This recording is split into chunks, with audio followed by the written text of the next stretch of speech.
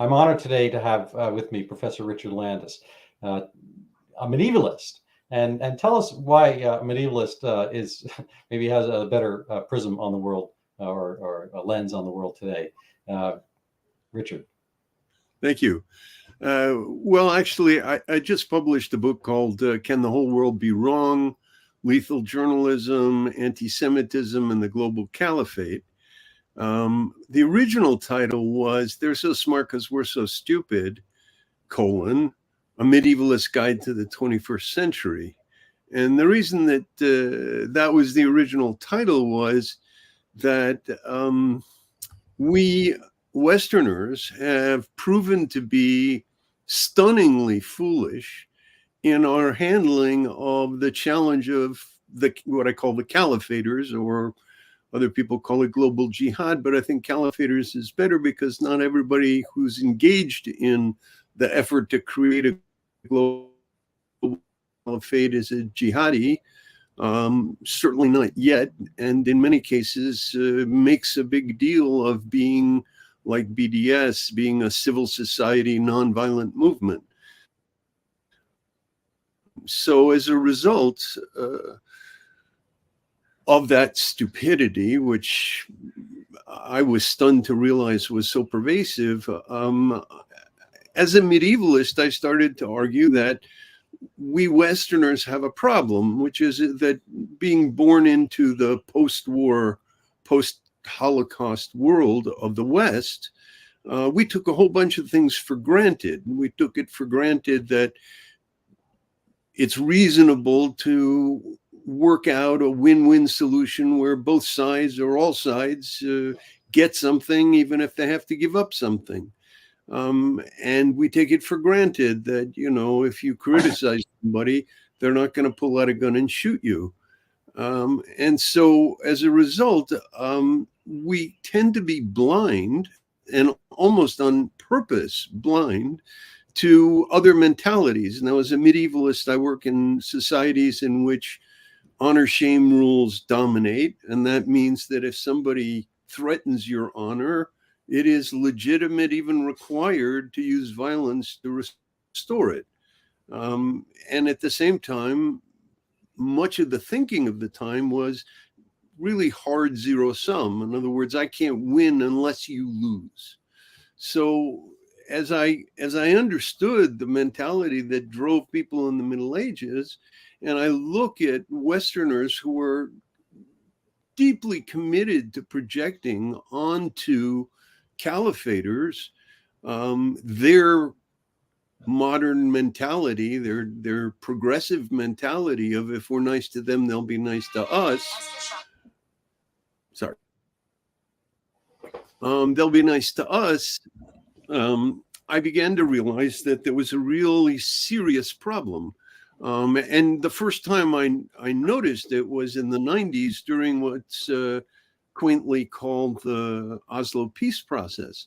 Because what became clear to me was that the Palestinians leadership, not necessarily the Palestinian people, but the leadership, including Arafat, who, you know, accepted his Nobel Prize for making the peace of the brave, was actually saying to his fellow Muslims, this is just a trick. This is the Treaty of Hudaybiyah. This is a way for us, because we're weak now, to gain a position from which we can then finish the job by destroying Israel. Now, Hamas thought that that was lacking in honor. And Arafat was saying, look, you know, sometimes you got to do things like this, but we haven't given up the goal of eliminating Israel. And so at the same time as the peace camp in the West and in Israel were pursuing this land for peace, positive sum deal, Arafat was pursuing a land for war, zero sum deal. And, you know, people who warned against it were accused of Holocaust paranoia. They were accused of being warmongers, right-wingers, etc. Even as late as 2005, after I made my movie Pallywood, and a friend wanted to invite me to University of Southern California's Annenberg School to present on it, the chair of the department called up the Israeli embassy, the consulate in Los Angeles, and said, "What's the story with this guy?" And they said, "Oh, he's against peace." And so they didn't invite me. So, okay, so you have this land for peace camp in the West, this land for war camp in medieval in the Arab world. And then it blows up in 2000. Arafat says no and picks real violence. I mean, didn't actually start the suicide terror campaign, didn't start until the beginning of 2001, but basically it was a war on Israel, an all-out war, a war, that didn't recognize the green line, that didn't recognize the difference between civilians and military, an exterminationist war. And what was the reaction of the peace camp? Say, oh, I think we got this wrong, and I think we really need to rethink the positions that we had dismissed. It was, if only we gave more, then we'd have peace, and to double down on their error. And I actually think that is continuing to be one of the great wedges in not only Israeli society, but Western society. So as a result, you end up with a situation where people think that Westerners think that the world that they grew up in is a universal value, and that to even suggest that Palestinians might think in zero-sum terms and might actually prefer war to getting their own state was some kind of racism. Right. There's a lot there to unpack. The 2000 episode, was that the first Intifada, the second Intifada? Yes. Yeah, first Intifada. Second Intifada, which I call the Oslo Jihad, and it's still ongoing. We just saw another front opened in southern Israel on October 7th. This is we Westerners, again, we have this sort of very microwave instant food mentality, which is embodied in the name of the people who were, at the forefront of the peace camp, peace now. Well, it's not going to be peace now. It's not even going to be peace in a little while. It's not going to be a peace until maybe an entire generation gets, an entire generation of Palestinians gets deprogrammed from the genocidal teachings that doesn't seem... and Hamas have been giving them since 1993 in the beginning of the Oslo war process. Yeah, it doesn't seem likely. I think there's a distinction, the land for peace with state actors, states, Egypt, Jordan, right, versus an internal faction. Right. Through your medievalist lens, and we can maybe go through the definition of medieval, why it's called medieval, by the way. Right. If you want to take a tiny detour. And really, factionalism, and mind you, factionalism within the factionalism. They had an election, I believe, 2006. Was it one man, one vote, one time? Right. And so you're dealing with, different parties. The PLO is, there's a joke. The PLO and Hamas differ in their theories and tactics, because the PLO wants to get rid of the Jews, and Hamas wants to torture them first. Yeah. But maybe you can talk about kind of, I don't know, maybe through either a historical lens or current historical lens on any of those topics.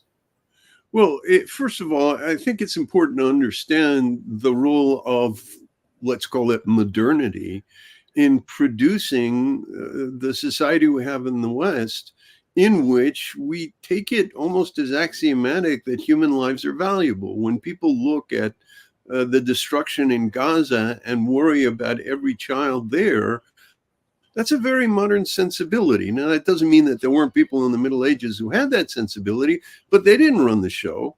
They didn't come anywhere near to running the show. And in fact, in many cases, they were declared heretics and burned at the stake with a little torture beforehand, or a lot.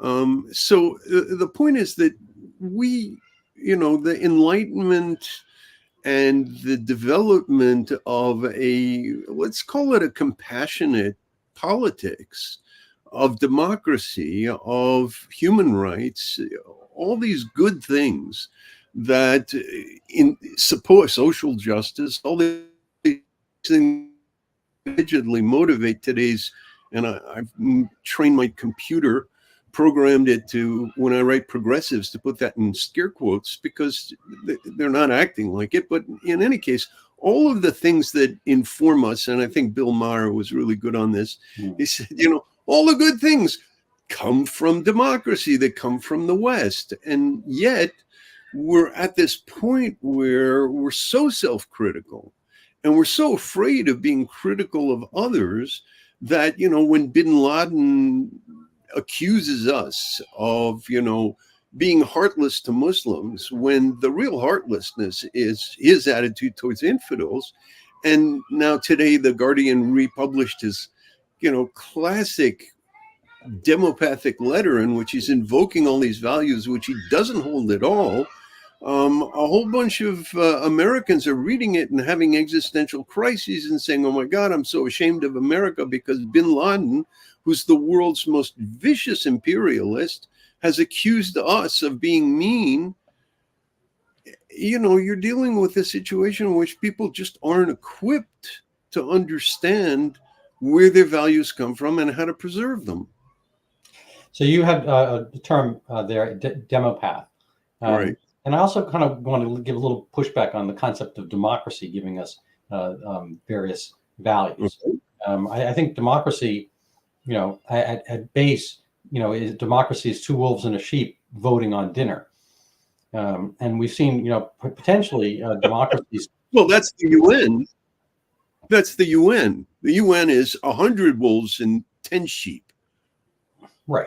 And so the Security Council is less democratic per se. So I kind of want to push back on the concept of democracy as a savior, because you see rallies, in various places. I mean, demographically, which has the same, demos means people in Greek, I guess.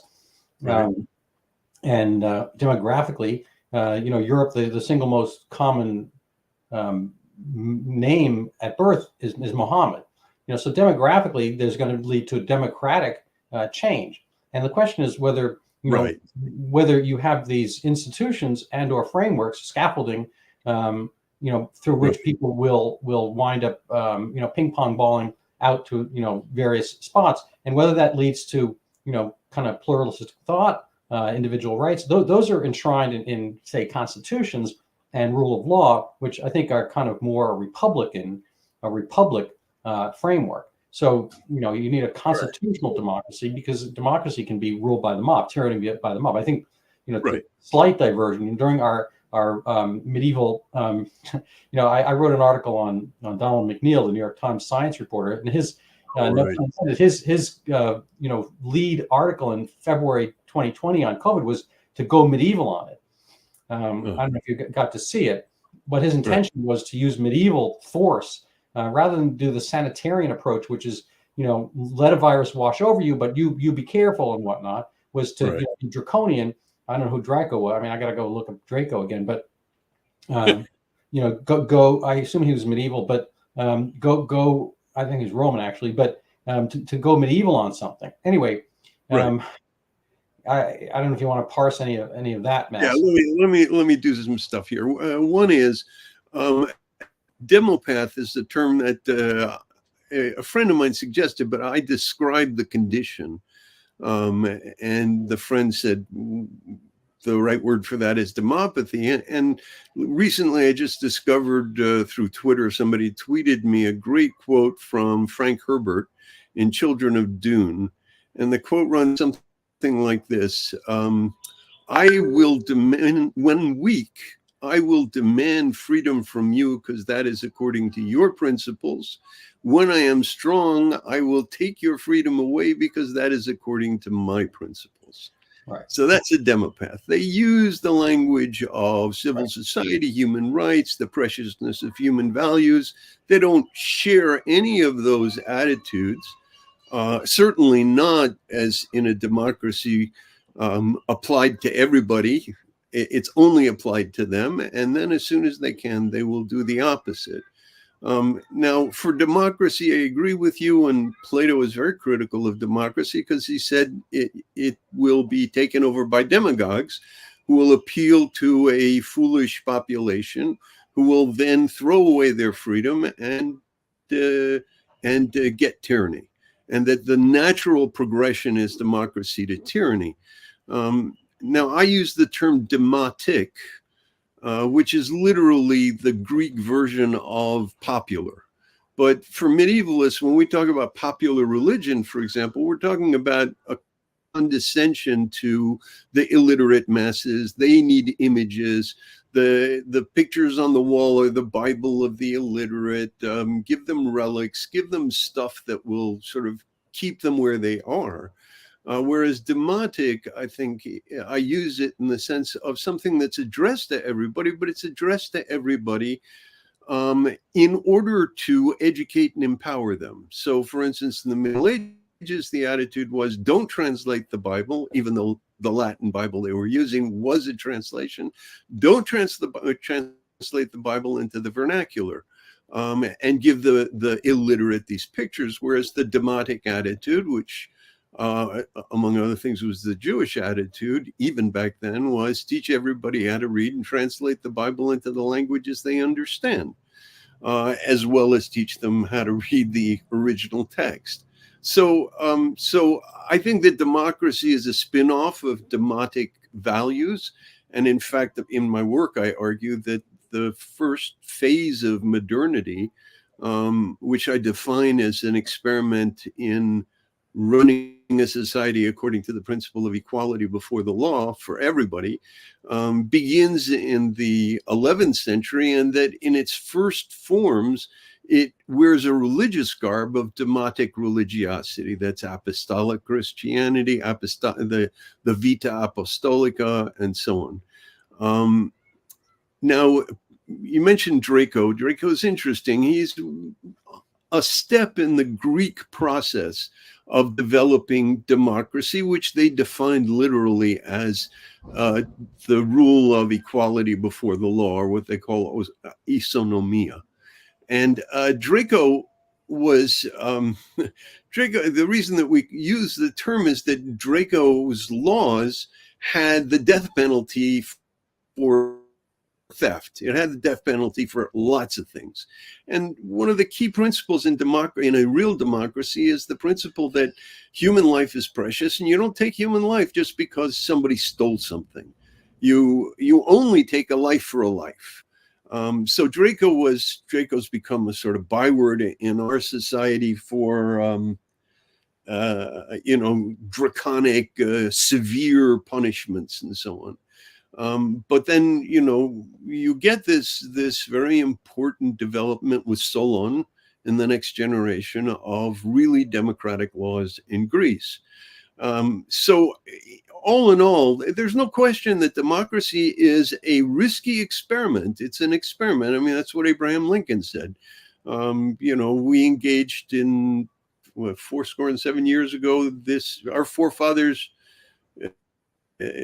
brought forth upon this world a new nation conceived in liberty and dedicated to the proposition that all men are created equal. And by that he meant equal before the law. So it is an experiment. And right now it's not doing very well. And part of the reason that I think it's not doing very well is that not understanding how hard it was to achieve this, people are throwing it away. People are, and in the name of the very values that are supposed to have brought that to us. Well, it's not just being thrown away. I mean, I would say it's being misused by those in charge. I started to go on about the medieval experiment we had of COVID. And again, with the banner was Go Medieval on it from Donald, right. New York Times. New York, I grew up in New York City. I mean, it's had its ups and downs, but it's, the great city of the United States, and to go medieval on it, right. And that being espoused on the newspaper of record is just lunacy. And it was lunacy for a few years. But the lunacy, I get lunacy in North Korea. Okay, they've got a despot. They don't have demotics or democracy, whatever. I mean, they call themselves the Democratic Republic of, People's, I guess, the People's Republic. Right. Anytime you see People's Republic or Democratic, it's not. Right, But anyway, but places that were democracies, parliamentary type, I think there's a fault line. Australia, New Zealand, Canada, were I guess vastly autocratic and horrible. Bad places, and places where there was pushback. I mean, I think the real key is again, this is a tiny point, but it's not just democracy per se, but is checks and balances between polities and powers, and insofar as you can have that, it's depending on the rule book. So the example the revolutionaries get very impatient with that. Yeah, I'm sorry. Who does? Revolutionaries get very impatient. I mean, the example I use is the NFL. And even earlier, kids playing football. You have a field where there's some kids, and they could theoretically perpetrate violence on themselves or on other people more dangerously. And we've seen many videos of that. Mobs of kids, doing stuff. And football is a place where you channel violence. And so, right. But it only works if there's a rule book. You can do this, but you cannot do that. You can't chew somebody's leg off. You can't shake them up, upside down and stick a knife through their head. You smash them with your helmet.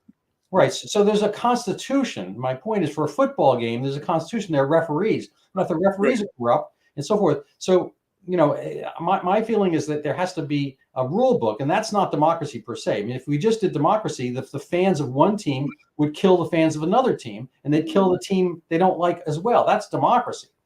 Potentially. No. That's mob rule. I listen, democracy and rule of the law are in some senses almost synonymous. And one of the things about kings is that, at least until they started adopting particularly the British monarchy started adopting the biblical notion of kingship, kings were by definition above the law. A king is somebody who can have you killed without a trial, without explaining anything, without even any justification other than the fact that he wants you dead. So the rule of law is, I think, synonymous with democracy. I mean, it's interesting that you pick football.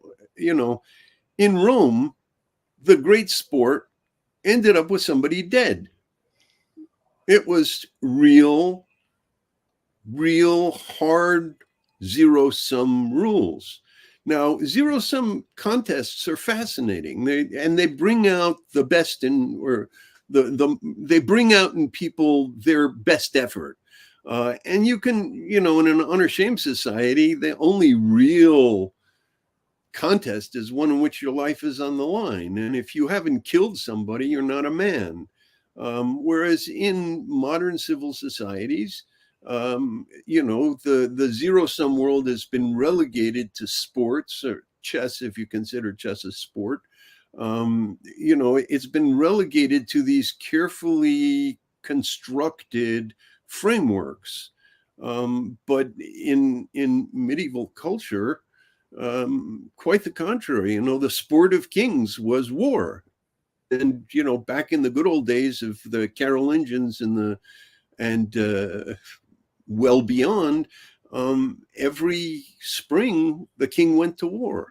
And that's even true of ancient Israel with David. I mean, the whole Bathsheba incident begins with, it was spring and the time that kings went to war, and David stayed home. And while his troops were in the field, he was dallying with somebody else's wife. Okay, that aside, a little detail. You talk about getting medieval. That's actually from a movie called forget it. It's with John Travolta and Samuel Jackson. Oh. And the expression was, "I'm going to get medieval on your ass." And what that means is literally Pulp Fiction. And literally what it means is there are no rules. I can do whatever I want. So that of course is not medieval per se, unless you're the king, right? No. If you're an aristocrat, the king's not going to get in your way unless you do something really bad to one of the people that he protects. But otherwise, the aristocracy could do that. In fact, the aristocracy, and for a long time, the nobles had rights of justice, including right down to capital punishment of their serfs. And, it's not until the 13th century under Louis the Ninth, known as St. Louis, St. Louis, that the king even challenged this right of the aristocracy to pass judgment and capital punishment on people who were in their power. We're going to segue that to today. So Hamas, PLO, what's on the horizon for Israel? What were the ramifications? Are we dealing, with medievalism? What are the prospects? Right. Is there the potential for Gaza as Singapore? Well, look, there is a potential for Gaza as Singapore. Certainly, all the resources that they need are there. And if you go to a site called The Gaza You Don't See on the internet, you'll see that. They've got some pretty nice places. They're wonderful malls, wonderful hotels with swimming pools. They got a nice piece of Mediterranean beach. I mean, right. So they have a great place to do that. And since Beirut is being torn apart by Hezbollah, they could also be sort of, banking. Yeah. Yeah, but they don't. They could be a major center. Did they choose Hamas? Did Hamas win both elections? What's wrong with how do these elections ever happen again? Is there what no, there's no democracy there. As you pointed out, it was one person, one vote, one time. There isn't a culture of democracy. There isn't an independent court system.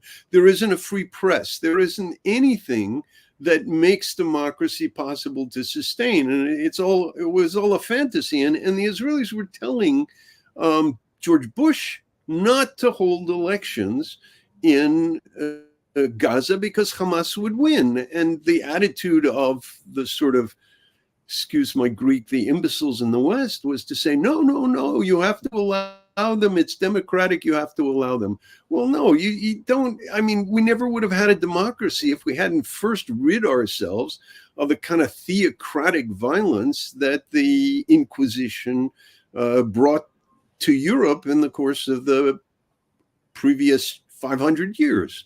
So no, they're not anywhere near that. They're not, I think everybody should reread Eric Fromm's Escape from Freedom, in which he talks about the fact that, I can't reread it.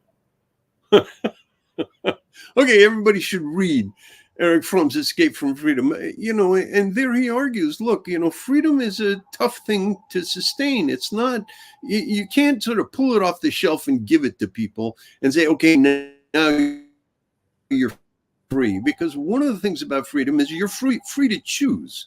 And, when you're free to choose, you more than once will make mistakes.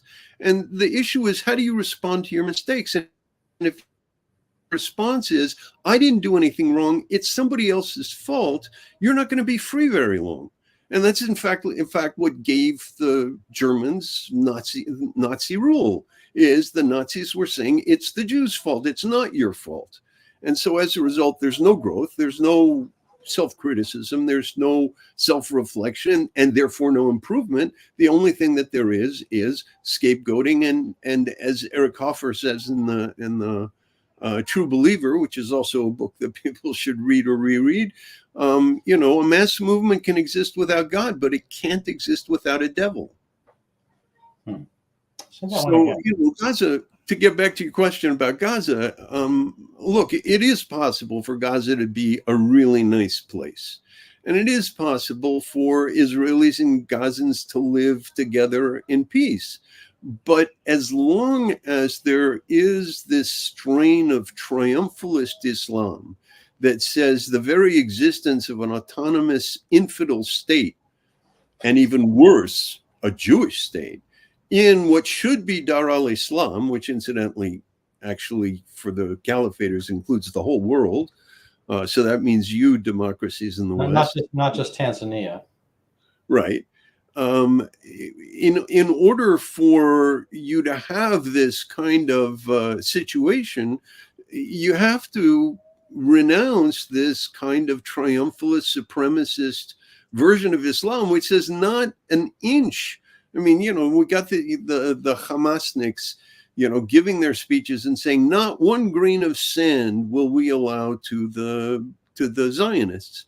And the PLO's secular version of that is from the river to the sea, Palestine will be free. And they're both saying the same thing. One is robed in sort of honor shame religious violence, and the other is robed in deceptive demopathic appeals to the West. Our human rights, our freedom has been taken away by the Israelis, and so on. But even before we talk about what could happen to Gaza, I think we need to talk about what's happening in the world community today over Israel's campaign in Gaza, because essentially what's happening is, and this is something that's been going on, that's what my book chronicles, it's been going on since 2000, since the beginning of the Oslo Jihad, and that is that journalists have been systematically pumping the West full of the propaganda of the Palestinians as news. So Mohammed Abdullah, the boy killed in his father's arms by the Israelis, the Jenin massacre in which Israelis were behaving like Nazis, and so on. And the media gobbled this up and passed it out. And you have this sort of massive and ironic, sort of the heart of the West is Palestinians, when in fact their leaders are the ones who are inflicting the suffering on them in order to manipulate the West into calling for what Rashida Tlaib wants, which is a ceasefire, which is not going to help the Palestinian people, because what it's going to do is save the people who are victimizing them. So, that, it seems to me, is a much more important thing. And, I'm reading stuff about how the Democratic Party is being torn apart by this. And a whole bunch of people in the deep state in the United States are rebelling against Biden's standing with Israel. So, this, and the same thing's happening in England. And I imagine also happening in other places. So we're in a situation where we are desperately ill-equipped to deal with what we have to deal with. And one of the things that we have to deal with is the way in which the most ruthless people on the planet have systematically abused our compassion in order to pursue their merciless ways. And our compassion has, in fact, encouraged them to victimize their own people, to engineer catastrophes, humanitarian catastrophes in Gaza, which the journalists, the Palestinian and Arab journalists who were there, are just playing up to the hilt. And we can't resist it. We can't be hard-hearted. There's a great phrase in, I think it's in the story of King David, where the expression is, those who are merciful to the cruel will end up being cruel to the merciful. And that's exactly what's happening. We're being merciful to the cruel, and we end up being cruel not only to the Israelis, we're being cruel to the Palestinians. Nobody who is out there supporting Hamas is pro-Palestinian. They're anti-Israel, for sure, but pro-Palestinian, no way.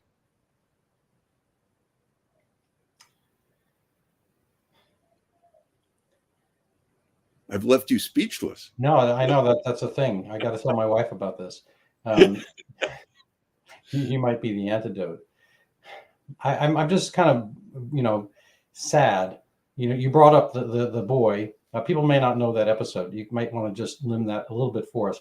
But in regard to the current, hospital catastrophe, yes, that was, some errant Islamic jihad, if that's not redundant, rocket, and it's attributed to Mark Twain, but I think the quote goes on, much earlier. The lies, are meeting. What is it? lies are put out or go around the world before the truth gets its pants on. Right. Does the truth ever get its pants on? And in the context of, again, the demographic versus democracy concept, wherein numerically, Arabs outnumber, I don't know, good number of ethnicities on Earth.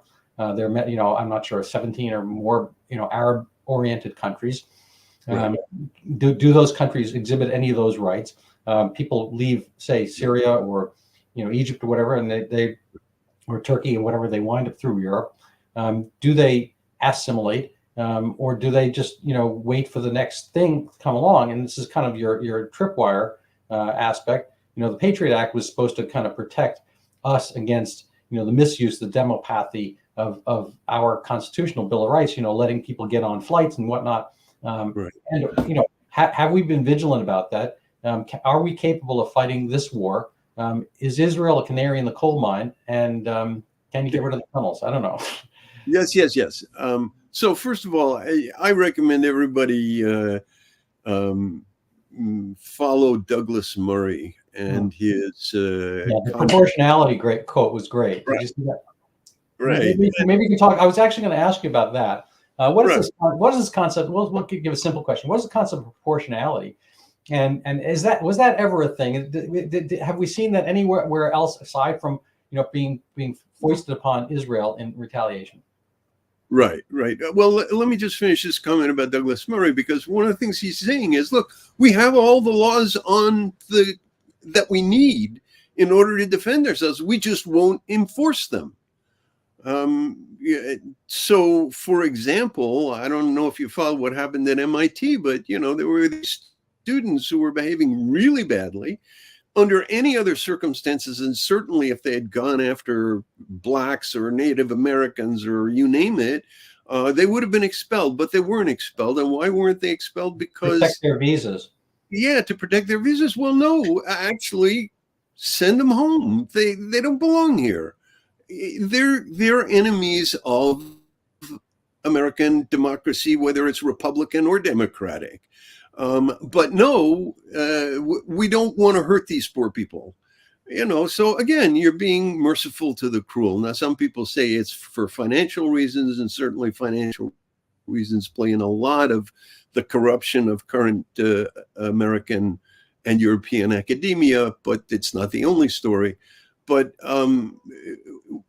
if we were to use the laws that we have and enforce them, then I think, we would be able to defend ourselves, but we don't. Well, at the border, we don't, in 2015, Angela Merkel let in 1 million plus Muslims, most of them young men who weren't married and didn't have families. So perfect recruiting ground for jihad, into Germany with virtually no controls, and then insisted that the rest of Europe take them in as well so they could be spread around. That's suicidal. It's just plain suicidal. And they did it invoking the German principle of Wiedergutmachen. In other words, we're gonna make good what we did bad before. So we were mean to the Jews. Now we won't be mean to the Muslims.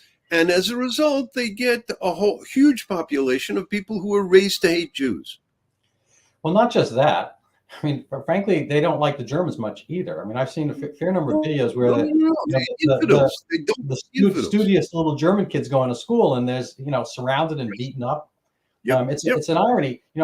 This has been rolling around in my head for some time, and I'll just lay it out in front of you. But I feel as if the Merkelism is this guilt that the Germans have. And the irony is that the Jews wanted to be Germans, in large part. These were not the shtetl Jews. These were people who, I assume there was, let's say an Orthodox community within Germany, but for the vast majority of German Jews, on the street looked like Germans. Maybe facially slightly different. Who knows? But they were in commerce. They were in science. They were in the university. They were professors. They were. I'm not sure about winning Nobel Prizes. Yeah, and I'm sure about dishwashers. Maybe if there had been more dishwashers, Jews, it might not be the same thing. But yeah, they thrived and they were succeeded in German society, and of course that led to jealousies. Side note: I interviewed George Gilder, who author of the Israel Test, and that talks about how people deal with the success of the Jews, and Right. that possibly their undoing is their success, which is a weird thing to think about. But so the Germans had say I don't know, an ethnic minority, whatever, who wanted to be them, who wanted to assimilate, who wanted to go to German schools and learn, and spoke German perfectly, whatever. And they got rid of them. And instead, now they've got a bunch of people who don't want to be Germans, per se. I mean, some do, perhaps. They don't want to be Germanic. There's an exclusion, and they don't necessarily like not just Jews, of which there are very few in Germany, for some reason. I can't figure out why. Anyway, I wonder if you want to maybe talk about kind of this guilt trip. Yeah, no. So, first of all, you're right. The ironies abound. The Germans attacked the Jews, even though the Jews didn't have a plan to take over the world and enslave the Gentiles, which they accused them of. They attacked them, even though the Jews, many of the most prominent Jews, wanted nothing more than to be good German citizens. And there were a bunch of German Jews who thought, well, they're not going to go after me because, I fought in World War I, or my father fought in World War I. We're good, and there were Jews who were unhappy that they couldn't go to Nazi summer camps. So on the one hand, you have that. And on the other hand, you have a Muslim population which is extremely resistant to any kind of integration. That's not to say there aren't Muslims who don't integrate, but it's a significant I don't want to go into what kind of a minority it is, but the fact is you have a large number of people. This is the first wave of immigration in the history of democracies. And in that sense, France is to Europe what America is. It's a major place of immigration where people learn to adopt the French culture. So, I went to the high-ranking school in France, École Normale Supérieure. And one of my best friends was a guy whose parents had been immigrants from Italy. And now he was at the top of, French society. But the real problem is that you have these very resistant, and in some cases, the second generation is even more resistant to assimilating than the first generation. And then the imbecilic Westerners go, ooh, genuine Islam, who are we to tell them what to do? So you end up with this insane situation in which you insist that the West become tolerant of an intolerant culture without any serious request, that they do something about their intolerance. No, it's our fault. Yeah, no, the late Michael Gerson had this expression, which I use a lot. It's a soft bigotry of low expectations. So right. It's an othering, to use a modern term, and it's pejorative, and it's actually sort of quasi-racist. That term gets overused as ethnicist, or whatever you want to say, whether it's a race or not. But it's groupist to assume that the person in that group needs my help, but not only that, but is so bad off and I don't know, morally derelict or unable to understand that we can't necessarily apply the same standards that we would for ourselves. Right. No, actually quite the opposite. We don't apply standards. Manfred Gerstenfeld called it humanitarian racism, which is that you look at people of color, cultures of color, Arab culture, and you say, well, I can't ask them to live up to my moral standards. In fact, I can't ask them to live up to any moral standards. Well, and if they behave in general, I mean, we've gotten rid of the SAT. There are a lot of just regular standards that people here don't. I understand. So not only can I expect them to live up to my standards, I can't expect them to live up to any standards. And as a result, anything they do, I treat them as if they have no agency. Ariel Sharon goes up on the Temple Mount and walks around, and when he comes down, there's rioting. And the response of the West is to say, well, what did you expect? Well, what do you mean, what did you expect? Were peace negotiations going on. Both sides are expected to show restraint. No, they don't have to show restraint. If you provoke them, they're literally like a bull that sees red. You don't talk reason to a bull, and you don't talk reason to enraged Muslims who are rampaging through your streets screaming about cartoons, the worst of which were actually composed by imams trying to enrage the street. So you end up with this situation in which you've literally robbed these people of agency, and in the process put all the agency on you. So I call this the marriage of pre-modern sadism and postmodern masochism. They accuse us of the most terrible things in the world. And say that again. The marriage of, I want to hear it again. Pre-modern sadism. They accuse us they scapegoat ferociously and say, we want to commit genocide. We're committing genocide. We're apartheid. We're this, that, and the other thing. And then postmodern sadism, masochism, which is, you're right, what can we do to atone for our sins? Rather than saying, hold on there, if we look at who has most recently committed genocide or tried to, or, right. Who's political. Left to their own devices. You take away the Gaza wall, and the Golda Meir kind of said this, if we lay down our arms, we'd be dead. Right. If they lay down their arms, we'd have peace. So if you right. got rid of the Gaza wall, which sort of happened, let me check my watch, October 7th. If you get rid of the Gaza wall, even temporarily, there's mayhem. And that's a nice word for it. I mean, it's medieval. It's disembowelment. It's drawn and quartered. That's right. There was a siege of a city in the south of France during the Cathar Wars. That is, wars on Christian heretics. And they were about to take a city, and the leader of the troops said, "Kill them all, men, women, children. God will know his own." So, right. Don't distinguish between who's good and who's bad. Just kill them all. That's what the Crusaders did when they came to Jerusalem. They killed everybody. They killed Christians because they were dressed in funny clothes. They killed the Jews. They killed the Muslims. And then they said, they sang the psalm, "This is the day the Lord made for us. Let us rejoice therein." So, that's medieval. That's how I use medieval. Now, there are other aspects of medieval society, but that's the dominant mode. And we can't fathom it. We can't fathom it. Well, I think people can. I just think that there's. I personally see it as a kind of emotional cowardice.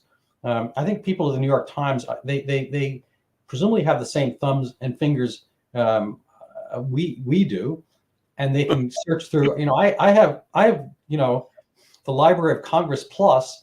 A modern encapsulated version in my left front pocket right now. I can go find images around the world. I could actually almost literally walk the street of Ulaanbaatar, right.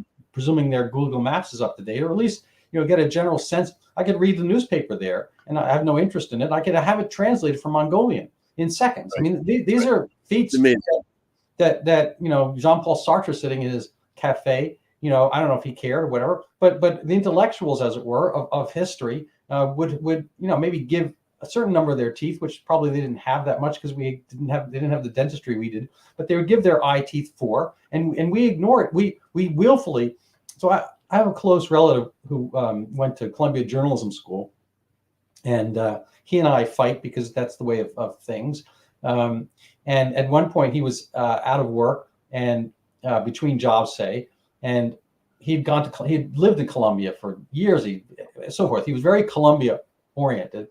And, right. And Barack Obama was running for office, 2007. And I said, right. There's really like zero history of Mr. Obama at Colombia. Why don't you spend some time? You have right. Zillions of contacts there. He says, why would I do that? I said, well, because it could become an article and then a book, And he says, yeah, but why would I do that? I said, well, you're a journalist. You're not working right now. And I thought it was a good idea. He said, no, right. You're a moron, which may be true. We're not going to go into that. He says, you're a moron. You don't understand what journalism is. I said, well, okay, fine. Genius. What's journalism? He says, journalism is not reporting. It's pushing the narrative. And Yes. I do that. Yes, I could maybe make an article like that, but if I find something untoward, But it might undermine Obama. yes, and the more important goal is to have him in office than to have That's your right. stupid article, out there. Which, mind you, because you want ipso facto is a wrong-headed, wrong-think kind of stupid thing. And that demonstrates further how stupid you are. And so, okay, fine. So I'm the idiot, and he didn't write the article. Fine, he stayed unemployed. Whatever. I don't really care. And people don't research, and by the time they do, it's too late. I mean, there's a David Garrow book now which has some things. Maybe people pick and choose their history. The New York Times knows better. I mean, when they don't cover the Hunter Biden laptop, which was news, whether you like it or not, and they do cover the Hollywood Express thing from the year. They're in the previous election cycle from the year and a half prior. They store news and they put it out not as news because it was not news anymore. It was olds, if that's the opposite. And it's a matter of picking and choosing your weapons, and it's really a field of war in a sense. That's not a question. But getting to the current New York Times, and the New York Times was historically owned by I believe German Jews, transplanted via the American South. Kind of like a bourgeois American South up to New York City. And oddly enough, as far as, our Jews taking over the world and owning the press, we're really bad at it. And I think, the Sulzberger's Ox family is emblematic of this. So I think Carlos Slim owns the place now, but it seems to be just as bad. And it's a weird irony that New York City, probably is the second largest Jewish city population on earth. I don't know if they're going to stay there, but what gives that people just can't even present the truth, as it were, for the the hospital thing or whatever that boy's name was, Pallywood. Right. What was his name?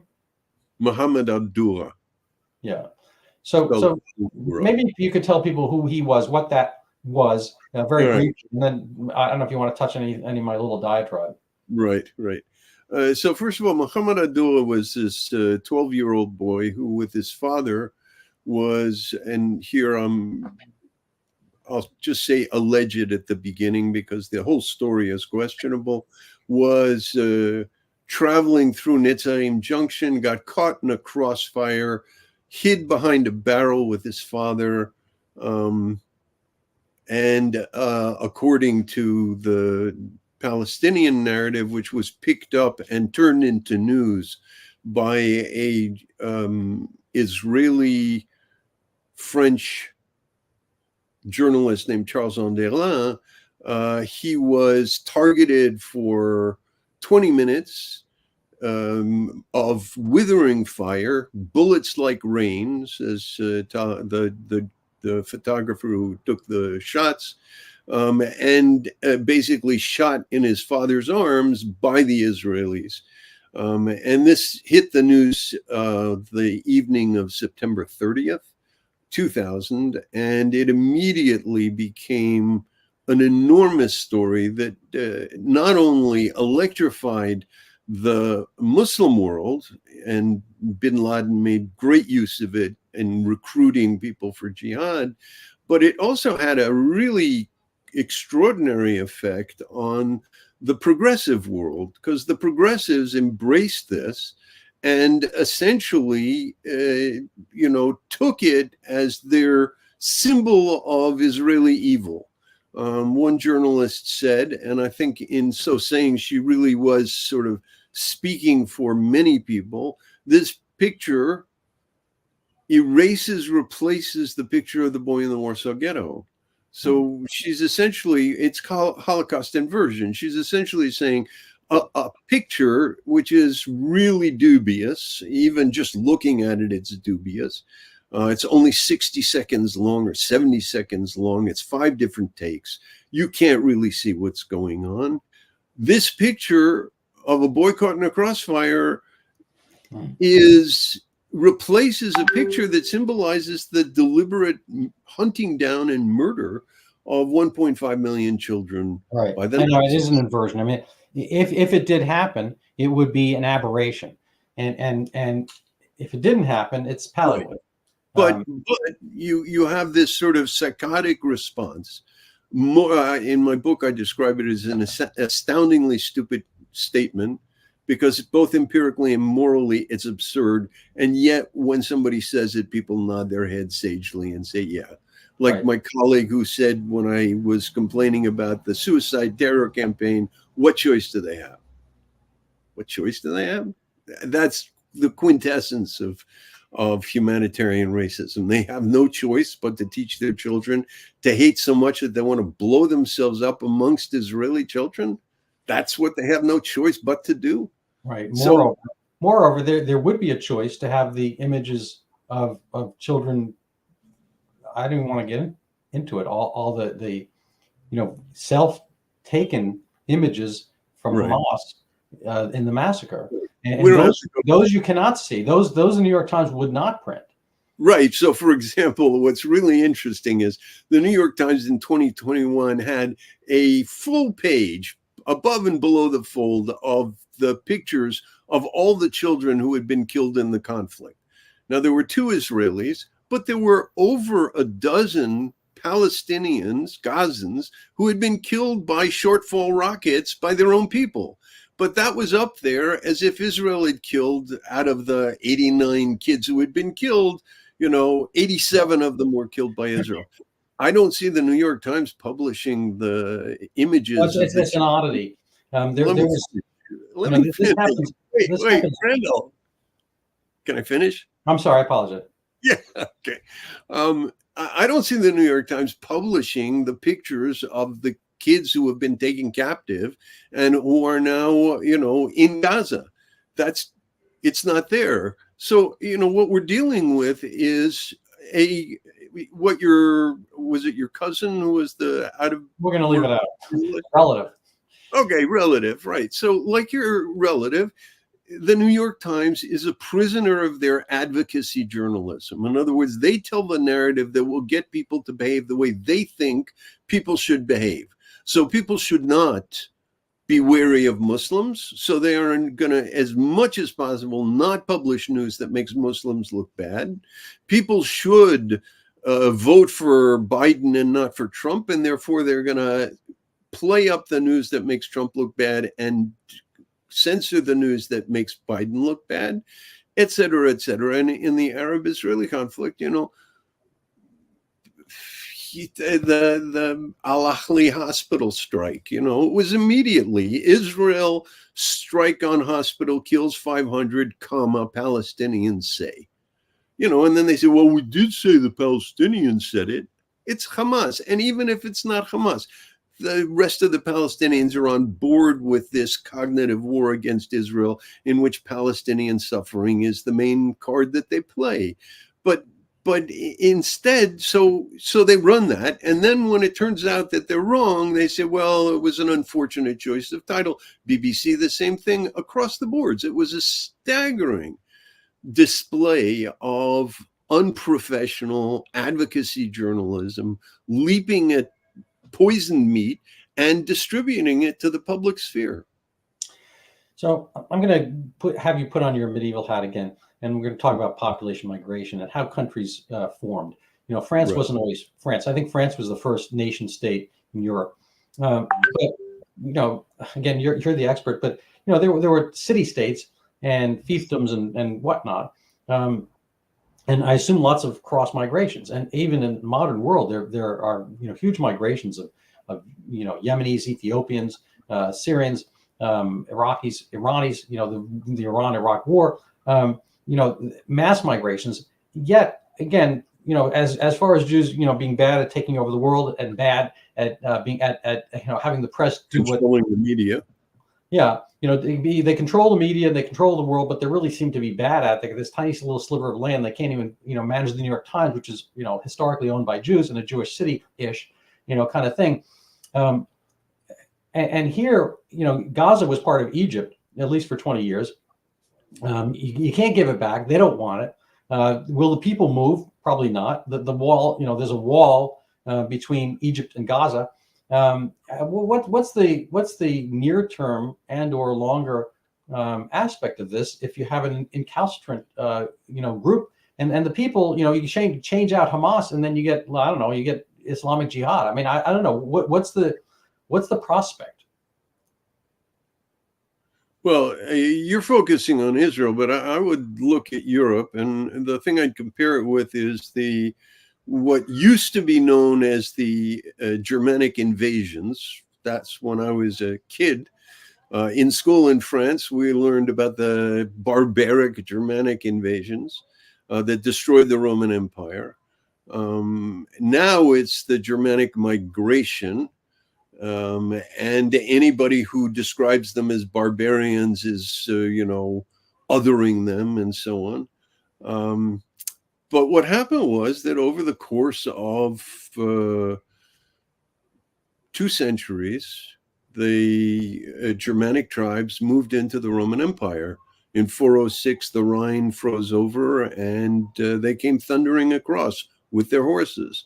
And then the Roman Empire, centered in Constantinople, was sort of playing a long game of appeasement and would sort of give them chunks of the empire to settle in, which they would then spread. So the Visigoths got a small chunk in the early 6th century, and by the end of the 6th century, they were all over the place. So I think that the comparison about migration is very much this question of what happens when you bring in a culture that plays by a dramatically different set of rules. Tribal warrior culture is honor shame driven. Not that the Romans weren't honor shame driven, but they had a legal system. For the Germanic warriors, they end up getting legal systems from their kings, but those legal systems are basically, after a blood feud goes on to the point where everybody but the actual fighters are disgusted with them, then you can settle with, compensation, what's known as man money, and so on. But the point is that, the Germanic cultures that invaded the Roman Empire literally set back Europe. And I'm not a great fan of the Roman Empire, but, in terms of a civilization, it was vastly more capable than the Germanic tribes were in terms of, maintaining some kind of a civil society. It set back Europe hundreds, if not a millennia. I mean, that's what we call the Middle Ages. Didn't one of the early German become a Roman empire and take on a Roman name? Wasn't there the early? Oh, sure, Theodoric. Theodoric is probably who you're thinking of, around 500. But the point is that and one of the things that the apologists for the Germans say is, well, they didn't mean to destroy the Roman Empire. No, they didn't mean to.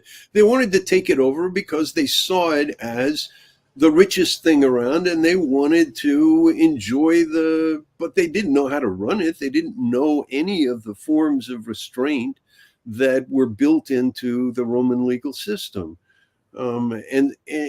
So, you're dealing with a situation in which literally civilization is being set back. I mean, Rome at the height of the Roman Empire was over 1 million people. In the 7th century, it's, not even 7 hills. It's tens of thousands of people. It's a tremendous setback. And people who complain that the West is, I have a section in my book about the reaction to 9/11 in Germany, where this woman is saying, America's responsible for hunger around the world. Well, since American hegemony, there's been a huge drop in starvation around the world. But no. They're responsible for whatever's left. I mean, it's insane stuff. It's deeply driven by a kind of envy. The European anti-Americanism is just, it's poisonous. And it is literally civilization destroying. So on that bright note, we're going to. I actually two questions. One civilization destroying. I noticed you went to Princeton. I went to And Yale. Um, we kind of have a an inversion or hollowing out yeah. or a kind of a zombie apocalypse. Actually, the movie I like is The Invasion of the Body Snatchers, where everyone looks the Oh same. yeah. Oh yeah. That's a I, great I movie. found that movie so terrifying. And Yes. my poor girlfriend at the time, we were in college, and we'd seen that movie, and Is this the one with Jeff Goldberg?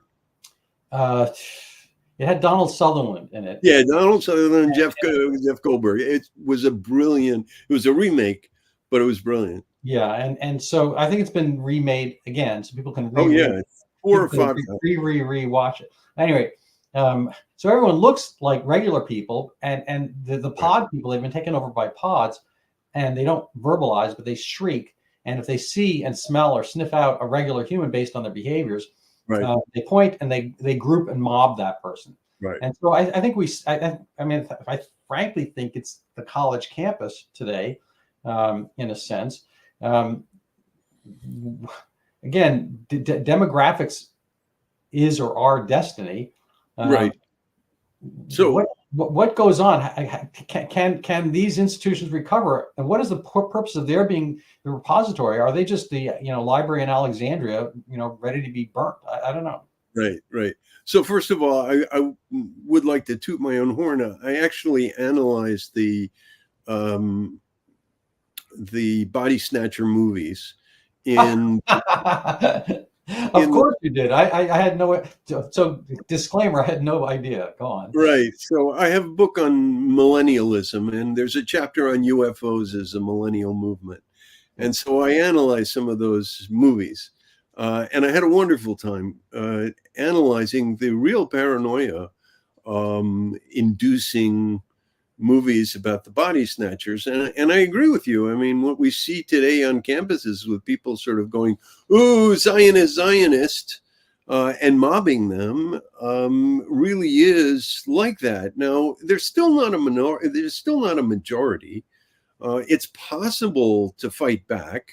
Hopefully, I mean, I gather that Ivy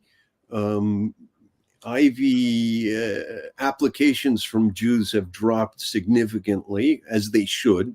I would never send my kid to an Ivy right now. There are other schools that will pick these people up, and they will do very well.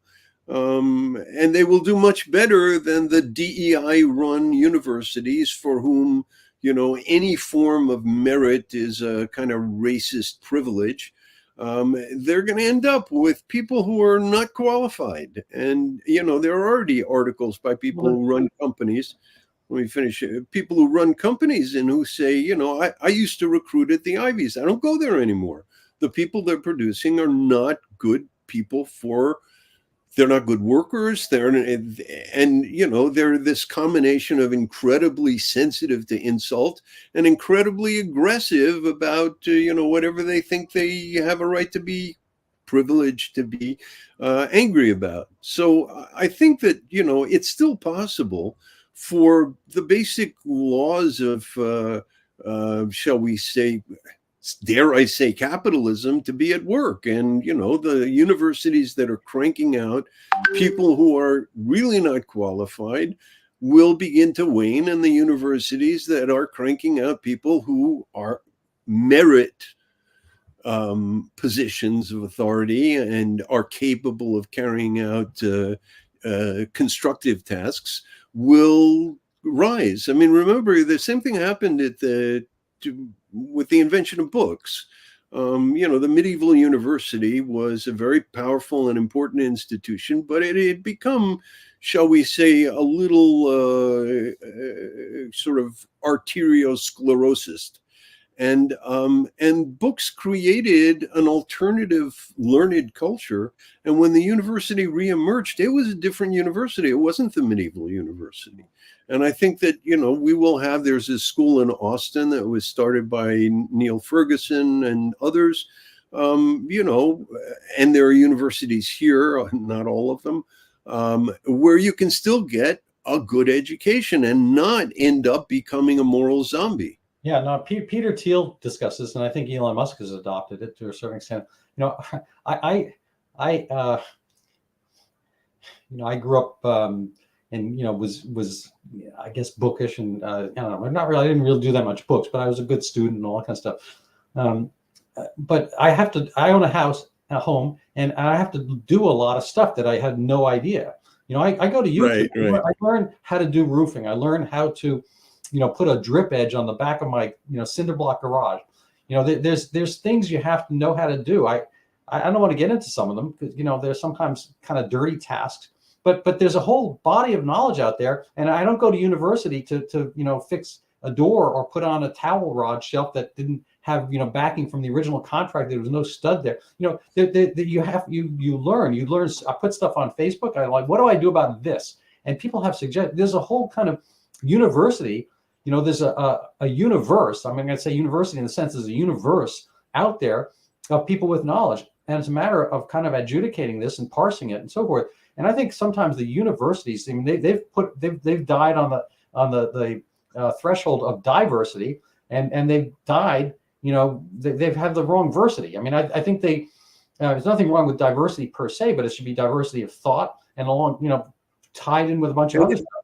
I mean, and merit. I mean, once you throw out merit, it's over. The West is built on merit. The West is built. Now, it doesn't mean that always the person who merits the most gets the position, but far more often than, say, in medieval society, where nepotism is the rule, the rules of the game. And, commoners are not allowed to compete with aristocrats for positions of authority and so on. So, the idea of throwing out merit and calling merit privilege and throwing it out is, well, it's absurd, but it also gets back to this sort of humanitarian racism, which is we can't expect these people to succeed if we hold them to standards. Therefore, we will give them awards, positions at Harvard as students, and then later positions at Harvard as professors, in order to show, look how diverse we are. It's moral. What's it called? Moral narcissism. Moral relativism. Virtue signaling. It's virtue signaling. Look at me. I want to make sure people understood you have that in air quotes. And there's nothing to say that a smart fill in the blank, you're a smart Aboriginal in Australia, can't. And mind you, I don't think it helps that person to think that they need a different standard. I think that's a weird. You're talking about. There are people. There are blacks in the American educational system who are indignant at the insistence on this kind of stuff because they go to work and they know that people are looking at them and saying, how did you get here? Yeah, I've brought this up 1,000 times, and it's almost a fruitless task. We shall see. I kind of feel, both of you and I think are both around 34, 35 years old, and Benny, 39. And 39. I think it's kind of an oddity that we might have grown up in the time of actual meritocracy. There's the age of Sputnik and whatnot, and you needed to have the tools on the ground. You needed to have people who were able to use those tools. Right. And getting back to my little favorite analogy of football, it seems to me, again, hugely ironic in basketball and football, whatever. They had all these protests, people kneeling, and in basketball they had a year where people had weird phrases on their back, I don't know, no race, whatever. They had all these things on, and oddly enough, the leagues are mostly black. Those particular NFL and nobody's saying you got to hire a bunch of white guys who can't jump. Know. It's like I had this argument probably 35 some length of time years ago. With the head of disability stuff in the town where I own some property, and she was telling me, everything should be chosen by category, whatever. I said, okay, so how many disabled people should the Celtics have? How many people my age? I was in my 40s or something like that. How many 40-year-olds should they have? Why just by color? Can't we decide that the Celtics need to have a certain, the demographics of the population? They have a certain number of toddlers. They should have some 9-year-olds. I mean, it should be across the board. Why are you just picking like color of skin? That seems a very transitory thing. Where they should do intellect, and the Celtics. I mean, every team in the league should have, like I guess an 80-year-old, a 50, whatever, We get the point. piece. But again, so the oddity is that I personally like watching those sports because it's a break from all the mishigas of the world, because they are actually competing. They're at war in a sense. They're and writ small. They're at war, but they are only on that team because they performed, and they're only on that team as long as they can perform. Yeah. Anyway, you'd be on my team of professors. I noticed you were at BU. You're not there anymore. Is there hope at BU? Look, I don't know. I was, I was there from 1990 to 2015, and I felt very strongly the sort of decline of intellectual curiosity, of sort of what I had been raised to think academia was about, which is a culture of controversy, in which you have different ideas banging their heads, and a consensus of people of goodwill deciding which are the better arguments and stuff. And it became a culture. I remember once I got called into the chairman's office and told that I shouldn't criticize graduate students in seminar. I should only criticize them in my office hours. And I said, but the whole point is to learn how to argue in public. And he said, no, we don't do that. So, and then after I left, they got this guy, I forget his name. There was just recently a scandal because he got millions and millions of dollars, and then he didn't really spend them the way he was supposed to, and so on. Francis X. Kendi, I think. Ibram Kendi. He's got a different actual name. Yes. So he's the quote unquote anti-racist. So and he really, he dominated campus culture. There's a graduate student there that's working with me. He's working with me because I'm the only person he can talk to.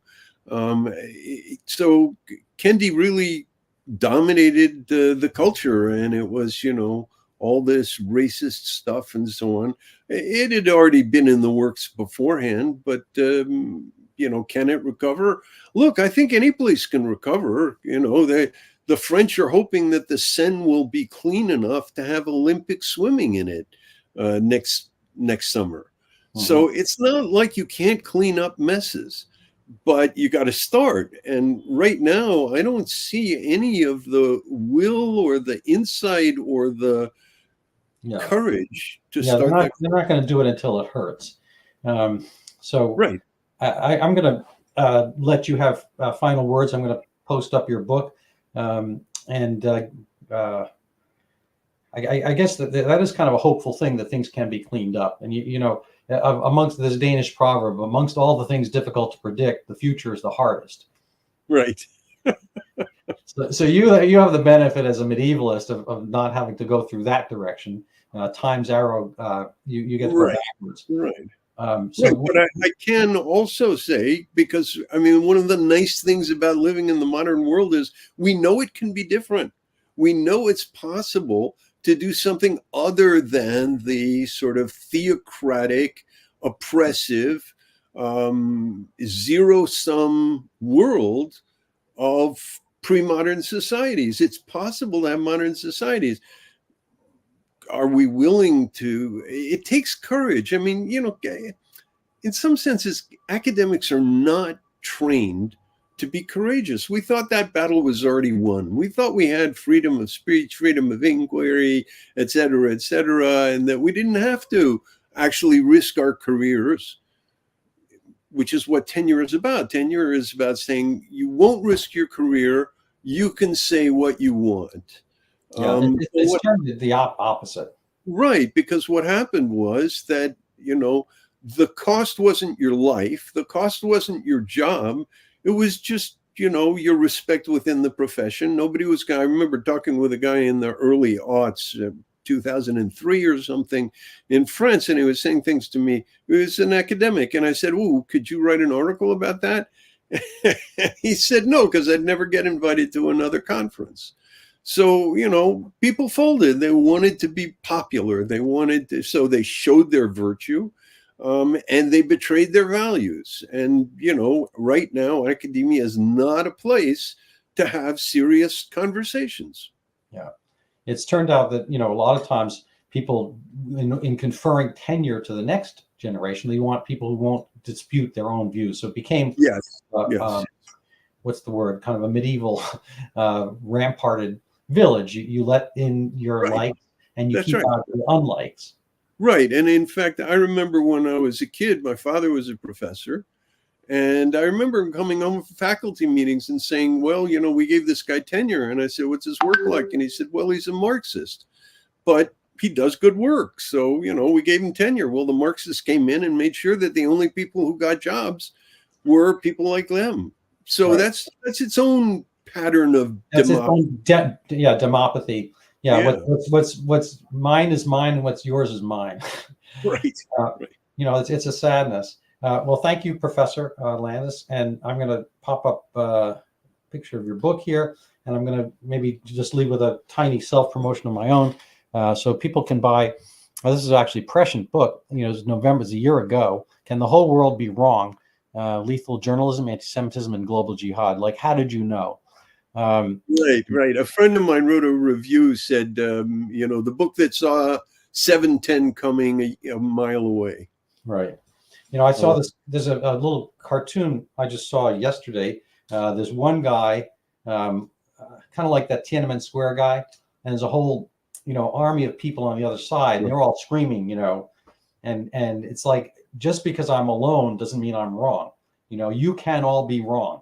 Right. I don't have it in front of me. I can't post it. It's the Emperor's New Clothes. It's literally the story of the Emperor's New Clothes. And every emperor worth his salt, and that's why in the Middle Ages they had jokers, the king's joker. They had them because they needed somebody who was willing to say, look, I know I'm going to look stupid, but I really don't think you should go out naked. Yeah, no, it's hilarious. And to that end, I actually use that phrase quite a bit. And because here's my own self-promotion. Right. This is my book here. A little bit off topic, Overturning Zika, the pandemic that never was. This is this is really an Emperor's New Clothes issue. This was a pandemic 2015. I'm not sure it's ancient enough history for you to have covered. 2015. Well, I do the first decades of the 21st century. That's what the book is about. No, all right, I'll check it out. Yeah. So the irony here is that this is a thing. People accept this as science, and there was really very little science going on at the time. There was not a single thing. There was not such a thing as a Zika test in Brazil in 2015. There was no registry of microcephaly births. They had mixed, to use the term oxymoronically, they had mixed standards of what was and was not microcephaly. They had no way of grading it. They didn't parse out whether it was intellectual severe microcephaly or just a small baby with small mom and small dad, whether premature. So whether it was a bunch of stuff that kind of coincided and conflated into a pandemic. And it's never recurred. There's been no Zika microcephaly anywhere on Earth, even in Brazil, Northeast Brazil. There's been no increase in microcephaly. They were predicting 1 million additional births of microcephaly, which can be tragic in an individual, any given case, per year worldwide. It has not. Basically, it's been zero every year since, and they're still working away at kind of $1 billion Zika complex, and they have a vaccine in pretty much in the ready. They're injecting and infecting women in Baltimore, Johns Hopkins, to produce a Zika vaccine, and then it's going to be mandated. That's my prediction. That's my little conspiracy theory. But people should read this book because it's kind of a Fabergé egg. It's a perfect little encapsulation of where things go wrong. People think science is science, and it's a mixed word because science just means knowledge. And so there's a body of knowledge that we have and we accept as dogma, whatnot. But there's also the scientific process of how we get it. So it has a little bit of tinge of what we were talking about in university and whatnot, where people kind of just fall into lockstep. Possibly, if I were a cynic, and I'm not, I would say according to where their funding actually lies. Yeah, I think funding definitely plays a role, but I also think that sort of peer group pressure plays a huge role. Nobody, that's the story of the Emperor's New Clothes. It is peer group pressure. If you can't see the clothes, then you're stupid, and nobody wants to look stupid. So everybody pretends they see clothes. As I was mentioning about with my discussion with my relative, it's already stipulated that I'm a moron. So I was that moron. I don't really. You were that moron. My mom, my wife thinks I don't have. I almost said my mom. That's my Freudian thing. My wife doesn't, think I have filter enough. And yeah, fine, okay. That's I'm willing to go there. I think it's actually, you need somebody like that. And whether I'm a joker or a prophet, who knows? I mean, sometimes I think you might have a little both. I actually think a lot of the comedians, and Bill Maher, can be both. You can be the prophet and the comedian. You can be the joker and that guy. So I don't always agree with Bill Maher, but I think he was apt on that one. And I think there are a lot of good voices to find. The silver lining in our cloud is that I got to meet you, and I hope people will listen to you and find and read your book and reread it after they've read it. All right. Thank you very much. All right. Lovely.